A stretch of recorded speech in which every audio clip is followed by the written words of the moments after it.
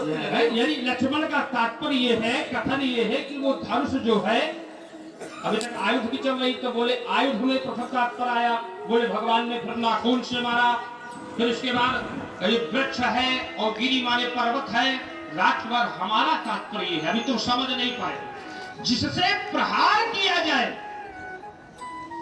चाहे वो हाथ में लेकर के किया जाए, चाहे फेंक करके किया जाए, वो अस्त्र शस्त्र ही हुआ करते हैं।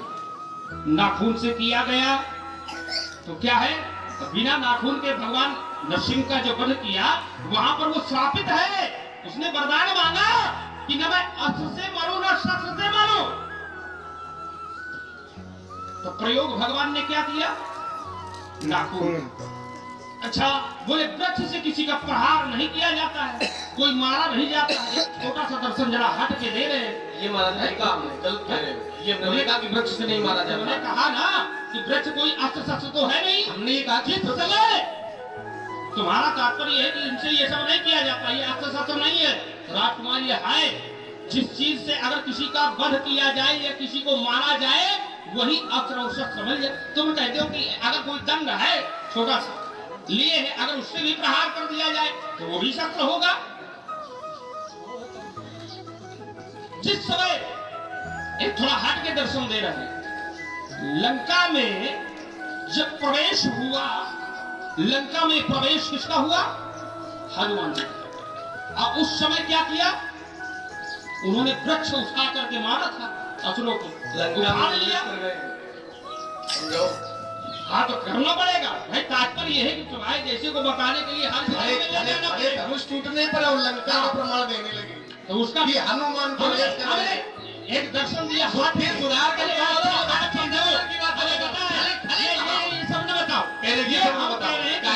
दर्शन है, तो क्या वहाँ वृक्ष को उखाड़ करके प्रहार नहीं किया गया, बताओ। यहाँ पर सुधी जन बैठे हनुमान जी थे, जब निशाचर आए तो उन्होंने वृक्ष को उखाड़ करके प्रहार किया कि नहीं किया, कुछ को मुष्टिका से मारा, कुछ को ऐसे ही शरीर में मसल दिया, और कुछ पर आए ताही निपात महाधुर गर्जा, ये क्या है, तो भाई अच्छा अपनी बात जब आने लगे तो तुम कहां से दे रहे हो, इसलिए हम कहते हैं प्रहार जिससे किया जाए वही अस्त्र और शस्त्र होते हैं। नाथ भूधराकार शरीर, एक बहुत बड़ा असुर था, भूधराकार शरीर बनाया था, और जब युद्ध रण कौशल करने के लिए आया युद्ध में, उसने पार्वत के बड़ी बड़ी श्रृंखलाओं को उठा लिया और उसी को उठा कर फेंक कर मारने लगा। तो जब पार्वत मारे जाएंगे, कुछ भी उठा कर मार दो, तो वो सब अस्त्र और शस्त्र हो, जिसके द्वारा युद्ध किया जाए वो सब अस्त्र और शस्त्र ही हुआ, जिसके द्वारा मारा जाए वो अस्त्र शस्त्र हुआ। इनकी बात है, काट रहे सीधे काट रहे, ज्यादा समय नहीं लेंगे। तुम कहते हो जिसके द्वारा मारा जाए वो अस्त्र शस्त्र ही होता है, तो भगवान नरसिंह ने हिरण्यकश्यप को काहे से मारा, नाखून से, सुना ना।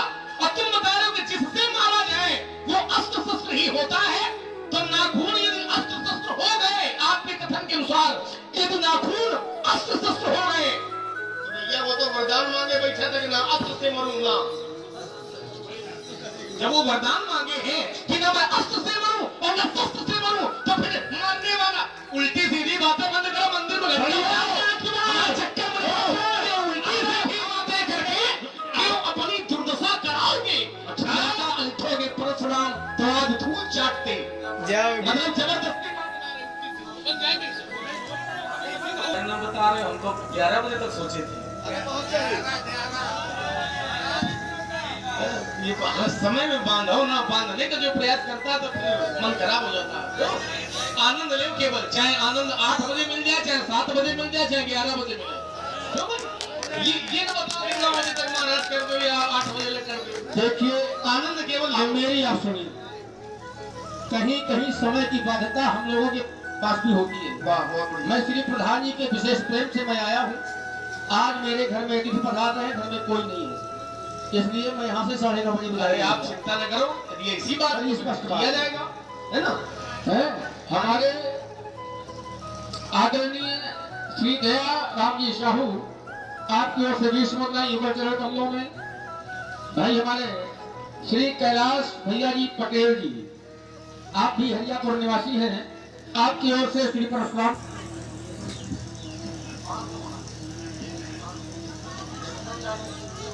अच्छा देखिए, यही भ्रम हो रहा है। हाँ तो महाराज एक बात बताओ, सीधे सीधे ये बताओ तो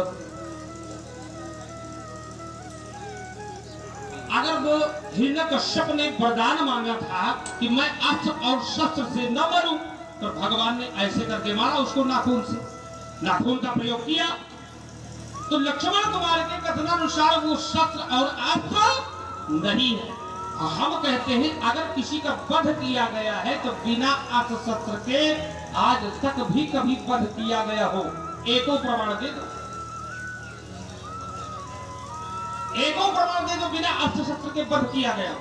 आज जब जब विश्व के धरातल में छठ ग्रंथों में वध किया गया तो वहां अस्त्र या शस्त्र का प्रयोग किया गया है, बिना अस्त्र शस्त्र के प्रयोग के वध नहीं हुआ। अंतर यह है कि उसकी दृष्टि में क्या था कि न मैं दिन में मरूं न रात में मरूं। अब इसमें तो केवल हवा में गांठे लगा रहे हो, उत्तर हो गया। तुम्हारे एक जगह ऐसा भी होता है कि परमात्मा ने स्वयं प्रतिज्ञा किया था कि मैं अस्त्र और शस्त्र नहीं उठाऊंगा। प्रभु ने प्रतिज्ञा किया और अस्त्र शस्त्र ये हमारे अभ्यासी, जब परमात्मा ने प्रतिज्ञा किया कि मैं शस्त्र नहीं उठाऊंगा, और दूसरा एक भक्त था उसने प्रतिज्ञा किया कि आज परमात्मा को शस्त्र उठाने के लिए बाध्य कर लूंगा, उठवा दूंगा। तो कभी कभी स्थिति ऐसी बनती है कि परमात्मा को अपनी प्रतिज्ञा को भी तोड़ना पड़ता है। अब प्रतिज्ञा है कि मैं अस्त्र शस्त्र नहीं उठाऊंगा, अब भक्त भी सोच रहा था कि मैं ऐसा कार्य करवाऊंगा, तो भक्त की रक्षा के लिए भगवान को अपनी प्रतिज्ञा को तोड़ना पड़ा। अब प्रभु ने किया क्या, रथ का पहिया ही उठा लिया मारने के लिए। तो परमात्मा कभी कभी अपनी प्रतिज्ञा को भी तोड़ देते हैं, क्यों? रथ की रक्षा के लिए। तुम्हारा एक रथ का पहिया भगवान ने उठा लिया, किसको मारने के लिए? जिसको मारने के लिए उठाया है। किसको माराया? किस ये भी तो बताओ, किसको मारने के लिए भगवान ने उठाया? भीष्म ने प्रतिज्ञा क्या किया था? अब धरातल छोड़ देते हो। ये नहीं पितामह को सुनाने लगे। कारण ये है कि भीष्म पितामह अभी नहीं है, अभी भीष्म पितामह तुम्हारे जैसे को समझाने के लिए एक तुम्हारे जैसे को समझाने के लिए दर्शन कोई ना कोई देना आवश्यक है। दर्शन दे, लेकिन मर्यादा के अंदर दे। तो तात्पर्य है तुम्हारी धनुष के राम विवाह में खड़े हो, बात कर रहे हो कृष्ण की। उसका कारण ये है कि तुम्हारी जबरदस्ती की बात नहीं है। बताओ लोगों को, अच्छा समाज को संदेश। एक दर्शन और तुमने दिया। तुम्हारी दृष्टि में ये है कि तात्पर्य ये है कि वो अस्त्र शस्त्र नहीं है। हम कहते हैं कि परमात्मा अगर प्रतिज्ञा भी तोड़ता है तो भक्त की रक्षा के लिए, और उन्होंने अगर प्रयोग किया नाखून का, तो कहीं न कहीं से उन्होंने दर्शाया, वहां भी प्रभु ने उस प्रतिज्ञा का खंडन किया। अब भक्त की रक्षा के लिए प्रभु सब कुछ कर जाते हैं।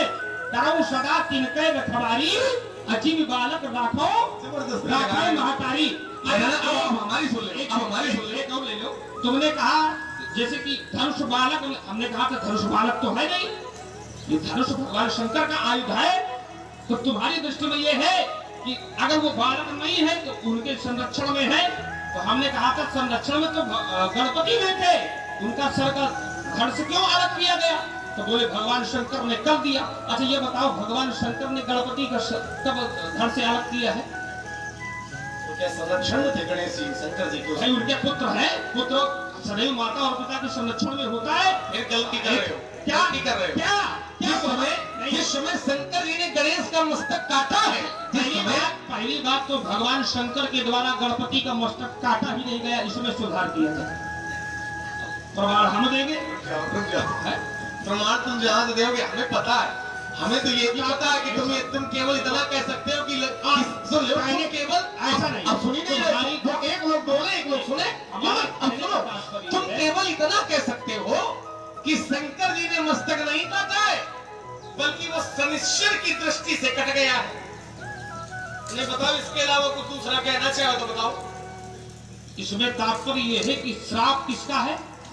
कश्यप का। इसका श्राप, कश्यप का श्राप है। कश्यप का श्राप से तो वो श्राप कहीं ना कहीं से वो कारण बन के गया। कश्यप का श्राप क्या शनि के द्वारा गया। क्या क्या उल्टा कर रहे हो, गलत कर रहे नहीं, हो। ऐसा ही है। कश्यप का श्राप क्या है कि शनिश्चर के द्वारा घटेगा, ये कश्यप का श्राप है। श्राप ये है कि अगर तुमने मेरे पुत्र को आघात किया है, भगवान शंकर ने उस समय आघात किया और प्रहार किया सूर्य पर, तो कश्यप क्रोध में आए कि एक दिन तुम्हें भी आहत होना पड़ेगा अपने पुत्र के लिए। तो इसलिए वो मस्तक काटा, शंकर जी के द्वारा नहीं काटा गया। इस पे सुधार करो, हमारा तात्पर्य है। ये लोग जानते हैं, यहाँ बैठे लोग जानते हैं। और हमारे भैया श्री होरीराज जी प्रजापति आपकी ओर से देखिए महाराज, कश्यप महात्मा ने श्राप दिया था, और ये प्राय सब लोग जानते हैं कि भगवान शंकर ने अपने पुत्र गणेश का मस्तक काटा था। जिस समय गणेश द्वारपाल के रूप में नियुक्त थे और माता पार्वती, इसका कोई प्रमाण है? माता पार्वती के ऐसे ऐसे नहीं लाते, ये कथानक न सुनाओ। अब प्रमाण हम दे रहे, प्रमाण हमसे लो। प्रमाण भैया, मूर्ध छिन्ने गणपते है शरीर दृष्टा पुरा मुने तत्स कंधे योजयामास हस्तिमस्तम हरि स्वयं। प्रमाण ये है, ऐसा प्रमाण लो। कौन इसी जी ने कहा। कौन से ग्रंथ का प्रमाण है? वही है ब्रह्म वैवर्त पुराण, गणपति खंड। सुनो तो हमारी बात, ब्रह्म वैवर्त पुराण का तुमने ये मत दिया है, तो हमने तो ये नहीं कहा कि गलत है। ऐसे कोई पढ़ दो तुम। सुन लो। अच्छा, जैसे पुराण अलग अलग हो जाएंगे, जब शिव जी के द्वारा अगर तुम्हारे कथनानुसार मस्तक काटा गया तो वहां पर क्या लगाया गया? हाथी का। हाथी का लगाया गया। हम कहते हैं जब शनि के द्वारा दृष्टि डाली गई, जब सिर कटा, फिर इसके बाद हाथी का लगाया गया, वो हाथी कौन था? हाथी कौन था? इसका मतलब अब ये तो सब कुतर्क है, हाथी कौन था? कुतर्क नहीं है, ये कुतर्क नहीं है राजकुमार। अगर तुम गणेश की बात करते हो तो गणेश इसका मतलब क्या 2 बार सिर काटा गया था? हाथी का जो सर काट के लगाया गया था वो एक ही बार तो लगाया गया। तो अलग अलग पुराणों में अलग अलग कथाएं हैं। हरि अनंत, हरि कथा अनंता, और कहीं सुने बहुविध सब। जब आप ग्रंथ बदल दोगे तो ग्रंथ के अनुसार चरित्र बदल जाएगा। ऐसा जैसे एक प्रमाण ले लो, इसी ग्रंथ से ले लो। इस ग्रंथ में ही आपको ये मिल जाएगा कि एक जालंधर नाम का राक्षस था, वो आगे चल करके रावण बना है। प्रमाण है ग्रंथ में, कहा जलंधर रावण भयऊ, एक ये प्रमाण है। और दूसरा प्रमाण ये है कि जय और विजय नाम के भगवान के 2 द्वारपाल थे, जिनको शनकादि ऋषि ने श्राप दिया था कि जाओ जाकर के तुम रावण बन जाओ। तो एक कल्प की कथा ये है कि जालंधर रावण बना, एक कल्प की कथा ये है कि जय और विजय नाम के 2 द्वारपाल रावण कुंभकर्ण बने। और एक प्रमाण ये कहता है कि एक राजा प्रताप भानु था, और प्रताप भानु को ब्राह्मणों ने श्राप दिया था कि जाओ जाई निशाचर हो नर मूल सहित परिवार। तो उसके लिए भी प्रमाण मिलता है 10 सिर ताई 20 भुज दंडा और रावण नाम वीर बलि। अब कोई ये कहे कि प्रताप भानु रावण बना है, कि जालंधर रावण बना है, कि जय विजय रावण बने हैं, तो इसका उत्तर ये है कि प्रत्येक कल्प में अलग अलग समय में अलग अलग भगवान के चरित्र हुए हैं। तो किसी कल्प में जालंधर रावण बना है, किसी कल्प में जय विजय रावण बने हैं, और किसी कल्प में प्रताप भानु भी रावण बना है। ठीक वैसे ही किसी कल्प की कथा ये है कि भगवान शंकर ने गणेश का कंठ काटा है, और किसी कल्प की कथा ये है कि शनिश्चर की दृष्टि से